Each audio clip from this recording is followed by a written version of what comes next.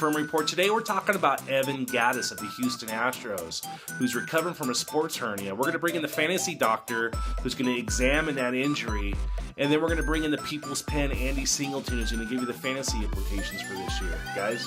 This is Dr. Seelan Parekh, the fantasy doctor. Evan Gattis had sports hernia surgery in February of this year. Now that typically is a downtime of 4 to 6 weeks, sometimes up to 8 weeks. Now what that entails is a surgery to repair the abdominal muscles where they attach into the pelvis.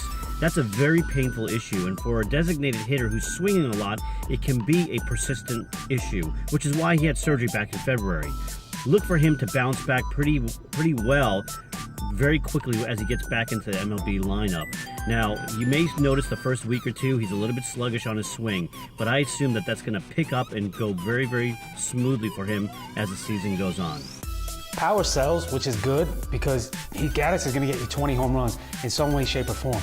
Now, he's one of the easier guys to root for in all of baseball, so it's hard to not fully endorse him for fantasy. But there are better sources of power for you out there that will make more sense to your roster.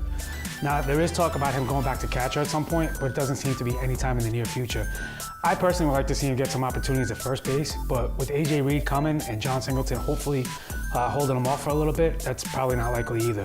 Check your eligibility in your league because he only played 11 games left field last year. So there are some leagues that he might not even be eligible in the outfield, which will relegate him to DH duties only.